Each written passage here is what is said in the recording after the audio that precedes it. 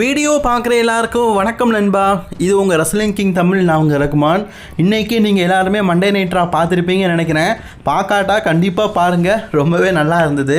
சரி வாங்க, இன்றைக்கான மண்டே நைட்ராவில் என்ன நடந்தது அப்படிங்கிறத பற்றி ஃபுல் ரிவ்யூவாக இன்றைக்கி நம்ம சேனலில் பார்க்கலாம்.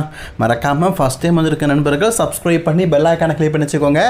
தினமும் போகிற ரெஸ்லிங் செய்யலை தமிழில் தெரிஞ்சுக்கோங்க. ஒரு லைக் பண்ணிக்கோங்க. உங்களுடைய ஒவ்வொரு லைக்கும் அடுத்தடுத்த ஃப்ரெண்ட்ஸை உருவாக்குறதுக்கு பெரிய ஹெல்ப்பாக இருக்கும்ல.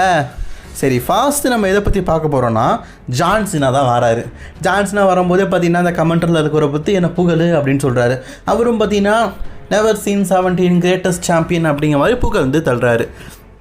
ஜான்சனா என்ன சொல்கிறாருன்னா, ஆர்ட்ரூத் வந்து மணி இந்த பேங்குக்கு வந்தான், அவன் டபிள்யூ விட்டு போயிட்டான்ல, இப்போ எதுக்கு வந்தான், மீண்டும் ஆப்பர்ச்சுனிட்டி கேட்குறானா? ஏப்பா, நான் சண்டை போடுறதே ஒரு சில நாட்கள் தான், அதுலேயும் வந்து சும்மா ரீமேட்செல்லாம் கேட்டால் செட் ஆகாது.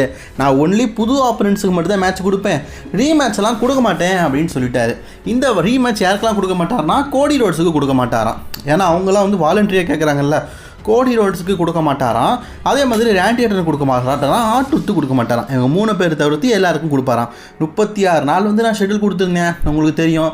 ரெசல்மேனியாவுக்கு அப்புறமா வெறும் 27 நாள் இருந்து, அந்த 27 நாளில் ரெசல்மேனியாவுக்கு அப்புறமா நான் பங்கேற்ற நாட்கள் எல்லாம் கழிஞ்சு இப்போ வெறும் 19 நாள் தான் இருக்குது.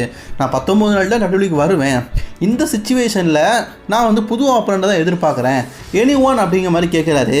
அண்ட் காய்ஸ், நம்ம எதிர்பார்த்த மற்றும் எதிர்பார்க்காத ஒரு விஷயம், சிஎம் பாங் வந்துட்டார். சிஎம் பாங் வந்தோடனே நமக்கு தெரிஞ்சிடுச்சு ஒரு சம்பவம் இருக்குதுன்னு. சிஎம் பாங் என்ன சொல்கிறாருன்னா, இதுக்கு முன்னாடி நடந்த விஷயங்கள் அண்ட் ராக்கு வந்து மொட்டை சோல் கேட்கும்போது நீ கொடுத்தது, இதெல்லாம் பற்றி பேசுகிறாரு. ஆக்சுவலி இவங்க என்ன பேசுனாங்க அப்படிங்கிறத விலாவாரியாக நம்ம ரெஸ்லிங் கிங் 2 சேனலில் பேசி தமிழாக போட்டிருக்கிறோம். டைம் இருந்தால் பாருங்கள், சரிங்களா? நான் அந்த வீடியோட எண்டிங்கில் கொடுக்குறேன். ஸோ பேசி முடிச்சதுக்கப்புறமா நான் 2000 இதுக்கு முன்னாடி 14 தானே, அந்த டைமில் வந்து 14 கைஸ், 2012. ஸோ அந்த டைமில் வந்து நான் உங்ககிட்ட சாம்பியன்ஷிப்புக்காக மோதி இருக்கிறேன். அதில் வந்து சக்ஸஸ்ஃபுல்லி வாண்டர் சாம்பியன்ஷிப்பை நான் பிடுங்கிருக்கிறேன். இப்போ எனக்கும் மீண்டும் ஒரு ஆப்பர்ச்சுனிட்டி தான், வாண்டர் இருக்கிற சாம்பியன்ஷிப்பை நான் பிடுங்குவேன் அப்படிங்கிற மாதிரி சிஎம் பங்க் வந்து ஜான்சனாவை பார்த்து கேட்குறாரு. அண்ட் சீனா என்ன சொல்கிறாரு தெரியுமா? ஆக்சுவலி இப்போ பங்க் வந்து கேட்டது இன்றைக்கே வேணும், இந்த மண்டே நைட்ரால் ஹெவி வெயிட் சாம்பியன்ஷிப் இருக்குல்ல, அன்டிஸ்பியூட்டட் யூனிவர்சல் சாம்பியன்ஷிப்பும் வேணும். சீனா என்ன சொல்கிறாரு, அதெல்லாம் முடியாது, பட் என்ன உன்னோட கோரிக்கைகள் ஏற்கப்படுகிறது. டபிள்யூடைய அடுத்த பேப்பரையும் நைட் ஆஃப் சாம்பியன், அந்த நைட் ஆஃப் சாம்பியனில் என்னோட சாம்பியன்ஷிப்புக்கு உனக்கு அகேன்ஸ்டாக நான் டிஃபெண்ட் பண்ணுறேன்னு சொல்லிட்டாரு. அதே நேரத்தில் மிஸ்டர் மணி இந்த பேங்க் செத்ரோலன்ஸ் மணி இந்த பேங்கு தூக்கி காட்டாரு. என்கிட்ட போட்டி இருக்குது, எந்த வேறு நேரம் வேணாலும் சாம்பியன்ஷிப்பை பிடிங்கிடுவேன் அப்படின்னு சொல்லிட்டு பயம் கொடுத்துட்டாரு போல இருக்குது. அதுக்கப்புறமா king and queen of the ரிங்குக்காக நைட் ஆஃப் சாம்பியனில் பார்த்தீங்கன்னா டோர்னமெண்ட் நடக்குது. உமன் டிவிஷனில் யாரெல்லாம் இருக்கிறா அண்ட் மென் டிவிஷனில் யாரெல்லாம் இருக்கிறா அப்படிங்கிறத பற்றி காட்டிடுறாங்க. இன்றைக்கி ரியா கேரிசேன் versus Liv Morgan and finally பார்த்தீங்கன்னா ரக்ஸன் ஃபெரஸ், இவங்க ஃபேட்டல் 4-வேயாக பார்த்தீங்கன்னா ஒரு மேட்ச் நடக்குது. இதில் வெற்றி பெறுவங்க ஃபஸ்ட்டு குவாலிஃபை ஆவாங்க. டோட்டலி 4 குவாலிஃபை, 16 பேரில் 4 பேர் செலக்ட் ஆவாங்களா உமன் டிவிஷனில். அண்ட் மென் டிவிஷன்லேயும் இருக்குது. இன்றைக்கி ஒரு 4 மேட்ச் நடக்க போகுது. Sami Zayn, Penta and Dominik Mysterio, Bron Breakker, இந்த மேட்சும் இந்த வாரம் மண்டே நைட்டில் நடக்க போகுது. ஃபஸ்ட் ரவுண்ட் இன்றைக்கி தாங்க நடக்க போகுது. அதுக்கப்புறமா நம்ம ஜேட் கேபிளுடைய நேரம். ஜேட் கேபிள் பார்த்தீங்கன்னா இந்த வாரம் யார் கூட மேட்ச் விளையாட போகிறாரு தெரியுமா? ஏஜே ஸ்டைல் கூட விளையாட போகிறாரு. அதாவது பெண்டா இவருக்கு ஏற்பட்ட சூனியம், பட் ஆனால் இவர் வேறு ஆள் இல்லை. ஆக்சுவலி பெண்டா வந்ததுக்கப்புறமா ஜேட் கேபிள் ரொம்பவே வீக்காக காட்டுறீங்கப்பா, அது உண்மைதான். அண்ட் அதே நேரத்தில் எல் கிராண்ட் அமெரிக்காவும் பவர்ஃபுல்லாக காட்டுறாங்க, அதுவும் ஒன்று இருக்குது. இவரோட கேரக்டர் தான் எல் கிராண்ட் அமெரிக்கானோ, அது பவர்ஃபுல்லு. மாஸ்க் போட்டால் பவர்ஃபுல்லு, மாஸ்க் போட்டால் பவர்ஃபுல் இல்லையா, என்னங்க அர்த்தம்? அண்ட் இந்த மேட்ச்சில் ரொம்பவே க்ளீனாக ஏஜே ஸ்டைல் வந்து வின் பண்ணிட்டாரு. அடுத்தது பேக் ஸ்டேஜில் லீவ் மோகன் பார்த்தீங்கன்னா ரெடி ஆகிட்டு இருக்காங்க மேட்சுக்காக. லக்ஷன் பேர் சொல்கிறாங்க, இன்றைக்கி நம்ம மேட்ச் இருக்குது அப்படின்னு சொல்லும்போது, நம்ம மேட்ச்னு சொல்லாத ஓ மேட்ச்னு சொல்லு, நீயும் ஒரு ஆப்பனண்ட் தான், என்ன எனக்கு தெரிஞ்சவன் அப்படின்றத நான் கொஞ்சம் பார்த்து சண்டை போடுவேன், மற்றபடி நான் உன்னை எதிரியாக தான் பார்க்குறேன் அப்படிங்கிற மாதிரி சொல்கிறாங்க. ஸோ உமன்ஸ்க்கான ஃபேட்டல் 4-வே மேட்ச் இருக்குல்ல, king and queen of the ring, அதுக்காக அப்படி சொல்லியிருக்காங்களாம். சரி, அந்த மேட்ச்சில் என்ன நடக்குது அப்படிங்கிறத பற்றி பார்க்கலாம். அண்ட் கண்டிப்பாக டாமினிக் மிஸ்டீரியோ வச்சு தான் இந்த ஸ்டோரியை நல்லா கொண்டு போகிறாங்க. சம்மர் ஸ்லாமுக்குள்ளே இந்த ஸ்டோரியை முடிச்சுடுவாங்க எதிர்பார்க்கலாம். அண்ட் இப்போ அந்த உமன்ஸுக்கான ஃபேட்டல் 4-வே மேட்ச் மாமி ரியா ரெப்ளே மணி இந்த பேங்கில் எடுக்கலாம் பார்த்தாங்க, முடியவில்லை.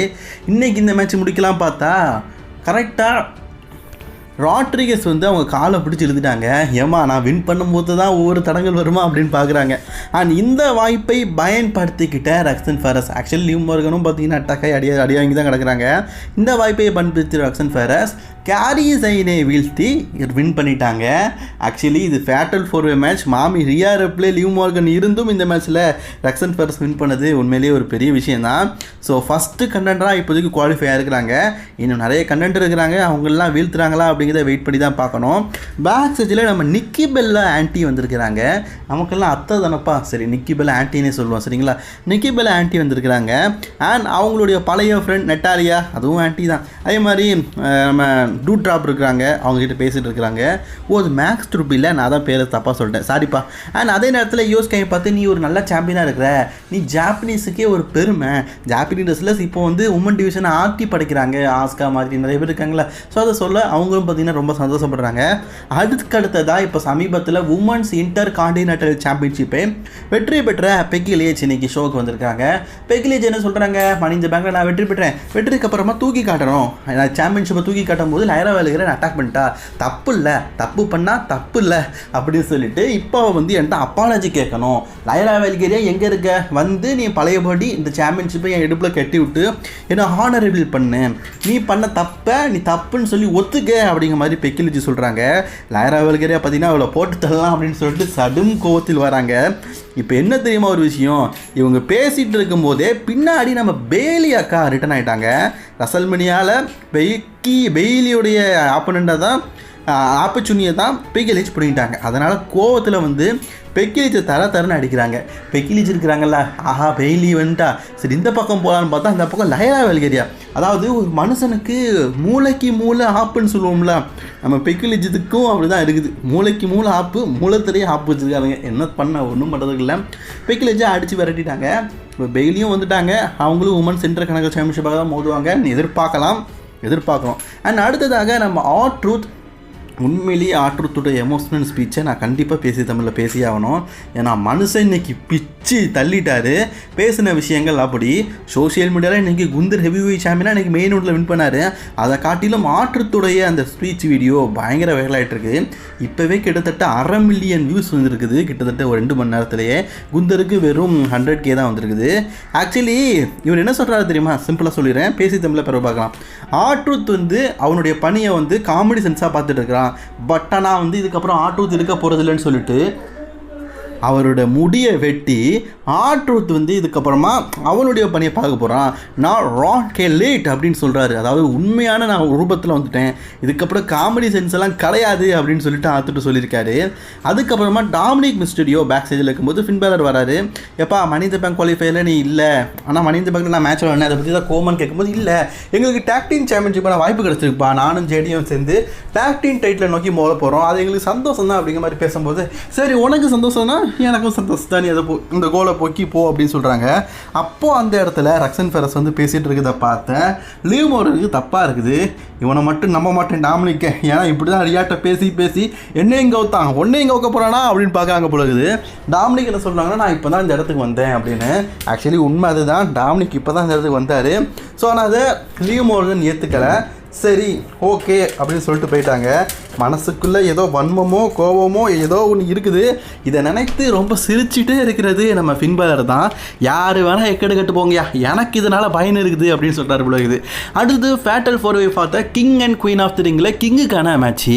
இதில் நம்ம பெண்டா இருக்கிறாரு. Penta versus Sami Zayn versus Bron Breakker versus Dominik Mysterio. Bron Breakker இருக்கிறதுனால போகும்போதே ஃபின்ஸ் நம்ம செத்து சொல்கிறாரு, நான் பாரு ப்ரான்னு, ஒவ்வொரு டாமினேஷனும் நம்ம கையில் தான் இருக்கணும், பார்த்தியா மணி இந்த பேங்க் WWE ஃபியூச்சரை நம்ம எடுத்துக்கிறோம், இதுக்கப்புறமா நீ எடுக்கணும் அப்படின்னு சொல்கிறாரு. ஆமாம் பிளட்ல எனக்கு தனி ரூம் கொடுக்குற மாதிரி செத்ரால்ஸுக்கு கொடுக்குறாங்களோ, அங்கங்கே டிஃப்ரெண்டான ஐட்டம் நிறைய இருக்குது. அண்ட் செத்ரால்ஸ் பரவாயில்லப்பா, மிந்தி மாதிரி கலர் கோழி குஞ்சு மாதிரி சட்டையெல்லாம் போடலை, இப்போ கொஞ்சம் பரவாயில்ல டீசெண்ட் ஆகிட்டார். அது மணிந்த பேங்குக்கு ஏற்ற மாதிரி போட்டுக்காரு பாருங்களேன், அதுதான் ஹைலைட்டு. அவர் கூட இருக்கவங்கலாம் பாருங்கள் அப்படியே கருப்பு படைகள் மாதிரி இருக்காங்க, அதாவது வெள்ளையாக இருக்கும் கருப்பு படைகள் என்னத்தான் சொல்ல. சரி அதுக்கப்புறமா பார்த்தீங்கன்னா இந்த fatal 4-way for the intercontinental champion வருது பாருங்களேன். இந்த king and queen of the ரிங்குக்கான மேட்ச் ஆரம்பிக்குதுங்க. மேட்சை பொறுத்த வரைக்கும் நல்லாவே கொண்டு போகிறாங்க. அண்ட் பிரான் பிரேக்கரை தான் எல்லாருமே டாமினேட் பண்ணுறாங்க. ஏன்னா அந்த மனுஷன் தான் இருக்கிறதுலேயே ஒரு ஹைலைட்டான ஆள். அவரை போட்டு தள்ளிட்டா ஈஸியாக எல்லாமே முடிஞ்சிடும் அப்படிங்கிறனால அவரையே பார்த்தீங்கன்னா முழுக்க ஃபோக்கஸ் பண்ணுறாங்க. ஆக்சுவலி இந்த மேட்ச்சில் ரொம்பவே க்ளீனாக இன்டர் கான்டினென்டல் சாம்பியனான டாமினிக் மிஸ்டீரியோ பீட் பண்ணி சாமி ஜெயின் இதில் வெற்றி பெற்றார். நீண்ட நாளுக்கு அப்புறமா சாமி ஜெயின் ஒரு சிங்கிள்ஸ் மேட்ச் வெற்றி பெற்றிருக்காருல, எப்பா ஒரு பெரிய விஷயம். King and queen of the ரிங்கில் கிங்குக்கான டோர்னமெண்ட்டில் ஃபஸ்ட்டு சைன் வின் பண்ணியிருக்காரு. ஆனால் ஸ்மாக்டவுன் சைடு பார்க்கும்போது தான் ஆப்போனண்ட்லாம் பெருசாக இருக்காங்க. அவங்கள எதிர்த்து எப்படி வின் பண்ண போகிறாரு அப்படிங்கிறத வெயிட் பண்ணி பார்ப்போம். சாமி ஜெயின் இப்போ ஒரு கண்டெண்டராக செலக்ட் ஆகிட்டார். இன்னும் 3 கண்டெண்டர் செலக்ட் ஆகணும். அதாவது 16 பேரில் 4 பேரில் ஒருத்தராக சாமி ஜெயின் வின் பண்ணியிருக்காரு. ஏஜே ஸ்டைல் பேக் ஸ்டேஜில் பேசுகிறாரு. King and queen of the ரிங்கில் தவறும் இருக்கிறாரு. ஸோ கண்டிப்பாக வெற்றி பெறுவேன். அண்ட் ஜாட் கேவலை வீழ்த்திட்டாரு. அண்ட் இது மட்டும் இல்லாமல் அந்த எல் கிராண்ட் அமெரிக்காவை பற்றி கேட்கும்போது ஏன்கிட்ட புழுவ வேண்டாம், நான் இன்றைக்கி எல் கிராண்ட் அமெரிக்கானோ தான் வீழ்த்தினேன் அப்படின்னு சொல்கிறாரு. ஏன்னா அவருக்கு நல்லாவே தெரியும் எல் கிராண்டா அமெரிக்கானோ அப்படிங்கிறதும் ஜேட் கேபிள் தான், ஜேட் கேபிள் அப்படிங்கிறதும் எல் கிராண்டோ அமெரிக்கானா தான். என்கிட்ட வந்து இப்படி தனித்தனியெல்லாம் பேசாதீங்கன்னு சொல்லி கடுப்பாகிறாரு. அண்ட் பேக் ஸ்டேஜில் நியூ டேவை பார்த்து கிரேசன் ஆஸ்டின் தேடி எங்களுக்கு டேக் டீம் சாம்பியன்ஷிப்பான வாய்ப்பு வேணும், பட் ஆனால் என் பார்ட்னர் வந்து சரியில்லை அப்படிங்கிற மாதிரி பேசிட்டு இருக்காரு. சேவியரோடு ஃபஸ்ட்டு ஒன் டேக் டீமரை பாரு, அதுக்கப்புறமா வந்து பேசு அப்படிங்கிற மாதிரி சொல்லி கலாச்சி விட்டார். அண்ட் கோஃபி கிங்ஸ் தான் எக்ஸைரோடு பார்த்தீங்கன்னா அதுக்கு அடுத்த வாரங்களில் WWE டேக் டீம் சாம்பியன்ஷிப்புக்காக ஃபின் பேலர் ஜேடி மெக்டோனுக்கு அகேன்ஸ்டாக ஒரு மேட்ச் விளையாட போகிறாங்க. அந்த மேட்ச்சுக்காக நாங்கள் ப்ரிப்பேர் ஆகிட்டு இருக்கோம். அண்ட் சக்ஸஸ்ஃபுல்லி எங்களோட டேக் டீம் சாம்பியன்ஷிப்பை நாங்கள் தான் ரீட்டைன் பண்ண போகிறோம் அப்படிங்கிற மாதிரி பேசுகிறாங்க. அது நடக்குதா இல்லையா அப்படிங்கிறத வெயிட் பண்ணி தான் பார்க்கணும். ஏன்னா நியூ டேவோட ரைனிங் ரசல்மேனியாவில் இருந்தது, பட் ஆனால் இன்ட்ரெஸ்டிங் எதுவும் கொண்டு போகல, பெருசாக ஃபியூடும் கொண்டு போகலை. பாப்பா என்ன பண்ணுறாங்கன்னு. அண்ட் அதே மாதிரி பார்த்தீங்கன்னா நெக்ஸ்ட் வீக் வந்து உமன்ஸ்க்கான ஃபேட்டல் 4-way மேட்ச் ஒன்று இருக்குது. ஆஸ்கா இருக்கிறாங்கங்க. ஆஸ்கா இதுதான் சர்ப்ரைஸ் ரேட்டுனா சொல்கிறதுக்கு எதுவும் இல்லை. நம்ம ட்ரிபிள் ஏஜ் ஐயன் இப்படி தான் பண்ணுவோம். அண்ட் நெக்ஸ்ட் வீக் பார்த்தீங்கன்னா மென்ஸுக்கான ஒரு ஃபேட்டல் 4-way இருக்குது. அதில் பிரான்சன் ரீட் இருக்கிறாரு, ரூசேவ் இருக்கிறாரு, ஷேமஸ் இருக்காரு, அண்ட் இன்னொருத்தர் சர்ப்ரைஸு அப்படின்னு சொல்லியிருக்காரு. இதுக்கு ஆஸ்கா போஸ்ட் தெரியுது, நீங்கள் சர்ப்ரைஸு அப்படின்னு போட்டுட்டு ஆஸ்கா ரிட்டர்ன் ஆகிற மாதிரி காட்டியிருக்கலாமே. என்ன ட்ரிபிள் ஏஜ் ஐயா, என்னையா பண்ணுற ஐயா. சரி, அதுக்கப்புறமா பார்த்தீங்கன்னா நம்ம நிக்கி பெல்லா வந்து பேசுகிறாங்க. சாரி, இது உங்கள் ப்ரீ பெல்லா தானே. நிக்கி பெல்லா வந்து டேனியல் பிரையனோட பொண்டாட்டி. ஸோ ப்ரீ பெல்லா வந்திருக்கிறாங்க. சாரிங்க, நான் தப்பாக பேசுகிறேன். இவங்க தான் வந்து நிக்கி பெல்லா வந்து ஜான்சனுடைய பழைய லவ்வர் அப்படி சொன்னால் தான் சில பேருக்கு தெரியுது. ஸோ WWE இருக்கிற உமன் டிவிஷனை பற்றியும் அவங்களுடைய பெருமைகளை பற்றியும், ஏன்னா எவல்யூஷன் பேப்பர் இருக்குதுல்ல, அதை பற்றி பேசிகிட்டு இருக்கும்போது லீவ் சொல்கிறாங்க. நான் பாரு, இப்போ உமன் டிவிஷனில் நான் தான் டாப்பு, மற்றவங்களை பற்றி பேசக்கூடாது, நான் தான் டாப் ஒன்று அப்படிங்கிற மாதிரி பேசிகிட்டு இருக்காங்க. சண்டை பெருசாகுது. நிக்கி பெல்லா இருக்கிறாங்கல்ல, அவங்க வந்து உங்ககிட்டலாம் பேசுறதுக்கு முடியாதுப்பா, நான் அந்த இடத்த விட்டு போகிறேன் அப்படின்னு சொல்லிட்டு கீழே இறங்கி போகிறாங்க. அப்போது சரியாக பார்த்தீங்கன்னா லீ மார்கன் வந்து நிக்கி பெல்லாவை சண்டைக்கு கூப்பிட நிக்கி பெல்லாவும் கரெக்டாக பார்த்தீங்கன்னா ரிங்குக்குள்ளே ஏற 2 பேரும் சண்டை போட்டுக்கிறாங்க. ஆக்சுவலி லீ மார்கன் ஒரு ஃபினிஷரை போட்டு நிக்கி பெல்லாவை மட்டையாக்கிட்டாங்க. எனக்கு தெரிஞ்சு இவங்க எவல்யூஷன் பேப்பருக்காக இவங்க 2 பேருக்குள்ளே மேட்ச் வைக்கணும்னு சொல்லிட்டு ஸ்டோரி டெவலப் பண்ணுறாங்க போல இருக்குது. எனக்கு ஒன்று தாங்க ஒரு குறை என்ன தெரியுமா, இந்த ட்வின் பிரதர் இருப்பாங்களா, Jimmy Jey and Nikki Bella, Brie Bella, இவங்க எல்லாருமே ஒரே மாதிரி இருக்கிறதுனால அந்த பேர் வித்தியாசம்தான், கூப்பிடும்போது வித்தியாசமாக இருக்குது. அது மட்டும்தாங்க குறை. சில டைம் ஜிம்மி யூஸுக்கு ஜே யூஸ்ன்னு சொல்லிடுவேன், ஜே யூஸுக்கு ஜிம்மி யூஸ்ன்னு சொல்லிடுவேன். ஒரே மாதிரி இருக்கிறாங்கல்ல, அந்த பேர் உச்சரிப்பு டக்குன்னு மாறிடுது. அது மட்டும்தான் என்கிட்ட இருக்கிறதுலே மைனஸான ஒரு விஷயம். சரி, அதுக்கப்புறமா பார்த்தீங்கன்னா WWE அஃபிஷியலி நைட் ஆஃப் சாம்பியனில் ஜான் சினாக்கும் சிஎம் பங்குக்குமான நைட் ஆஃப் சாம்பியன் அஃபிஷியல் போஸ்டரை ரிலீஸ் பண்ணியிருக்கானுங்க. இதுக்கு தாங்க தான் நாங்கள் ஆசைப்பட்டோம். அது நடத்துறீங்கல்ல, வேற லெவல். அண்ட் நெக்ஸ்ட் ரங் ஜோனர் Gunther time. Yes, this is for the main event time for the Monday night ராவில் இன்னைக்கு மெயின் ஈவெண்ட்டாக குந்தருக்கும் ஜே ஊசோவுக்கும் தான் மேட்ச் நடக்க போகுது. ஜே ஊசோ தன்னுடைய ஹெவி வெயிட் சாம்பியன்ஷிப்பை மேட்சோட ரிசல்ட்டெல்லாம் தெரிஞ்சிச்சுப்பா, நாங்கள்லாம் பார்த்தாச்சு அப்படின்னாலும் நானும் கொஞ்சம் சொல்லணும்ல. மேட்ச் ஒரு பெரிய எதிர்பார்ப்பின் மத்தியில் தான் போயிட்டுருக்குது. இந்த மேட்சை பற்றி சொல்லணும்னா ஸ்லீப்பர் லாக் அப்படிங்கிறது ஒன்று உண்டு. அந்த ஸ்லீப்பர் லாக்கை போட்டு தான் ஜே ஊசோ வந்து குந்தரை வீழ்த்தி ஹெவி சாம்பியன் ஆனார். இந்த தடவை நான் உனக்கு போட்டு கண்டிப்பாக வந்து மீண்டும் என் டைட்டில் ரிட்டைன் பண்ணுவேன் அப்படிங்கிறது தான் குந்தருடைய சபதம். அந்த மேட்ச் நல்லாவே நடக்குது. ஆக்சுவலி 1 இல்லை 2 இல்லை பல முறை ஸ்லீப்பர் லாக்கை ஜே ஊசோ வந்து குந்தருக்கு போட முயற்சி பண்ணாலும் அதை தடுத்து நிறுத்திட்டாரு. பட் நான் குந்தர் வந்து பல முறை ஸ்லீப்பர் லாக்கை பார்த்தீங்கன்னா இவருக்கு போகிறதுக்கு ட்ரை பண்ணுறாரு. மேட்ச்சு உண்மையிலேயே பக்கா கொக்கா மக்கா அந்த அளவுக்கு செமையாக இருந்தது. ஒரு கட்டத்தில் ஜே ஊசோ போட்டுட்டாரு. ஆனால் இந்த தடவை குந்தர் வந்து டேப் அவுட் பண்ணுறதுக்கு ரெடியாக இல்லை. அவருடைய பொசிஷனல் லெவலை காட்டணும் அப்படிங்கிற ஹை லெவலில் இருக்கிறதுனால ஜே ஊசோ போட்ட ஸ்லீப்பர் லாக்கை தடுத்து நிறுத்தி இவர் பார்த்தீங்கன்னா ஸ்லீப்பர் லாக் போட்டுட்டாரு. ஸோ ஜே ஊசோவால் எதுவுமே பண்ண முடியல. 2-3 தடவை போட்டு ஒன்றும் பண்ண முடியல. கடைசியில் மயக்கம் அடைஞ்சே போயிட்டாரு. ரெஃபரி பார்த்தீங்கன்னா கையசைச்சு பார்க்குறாரு. அவ்வளோதான், முடிஞ்சுது, சோலி முடிஞ்சுது. The winner is Gunther. யோப்பா, ரசல் மினியால் தோற்று போன குந்தருக்கிடம் மீண்டும் வேர்ல்டு ஹெவி வெயிட் சாம்பியன்ஷிப் வந்து விட்டது. Second time world champion Gunder. வருஷம் ஒரு டைட்டில் வின் பண்ணிட்டே இருக்காருங்க இந்த மனுஷன். அவர் ஒரு விஷயம் சொன்னார், என்ன தெரியுமா? நான் அந்த ரெஸ்லிங் இண்டஸ்ட்ரியில் ரெஸ்லிங் பண்ண முக்கால்வாசி நாட்கள் வந்து, அதாவது நான் 75 நாட்கள் வந்து சாம்பியனாக தான் இருந்திருக்கேன்னு சொன்னபடி சாம்பியன்ஷிப்பை இழந்தார். இப்போ பாருங்கள், அதுக்குள்ளே சாம்பியன். என்ன சொல்ல, மனுஷன் வேறு லெவல் பண்ணுறாரு. பட் ஆனால் இந்த தடவையாச்சு ட்ரைனிங்கை நல்லா கொண்டு போனால் நல்லாயிருக்கும். சரி, இவருக்கு நைட் ஆஃப் சாம்பியன் ஏதாவது ஆப்பனண்ட் இருக்கிறாங்களா இல்லையா அப்படிங்கிறத வெயிட் பண்ணி தான் பார்க்கணும். நியூ சாம்பியன் குந்தருக்கு ஒரு ஓப் போடுங்க. ஜே ஊசோக்கு என்ன பண்ணுறதுன்னு தெரில. அவர் சுமாராக தான் வச்சுருந்தார், அந்த வகையில் சொல்கிறேன். ஓகே, இன்றைக்கான ரா ரிவ்யூ பிடிச்சிருந்தா லைக் ஷேர் பண்ணிக்கோங்க. தொடர்ந்து வீடியோ பக்கத்துக்கு subscribe to wrestling king Tamil.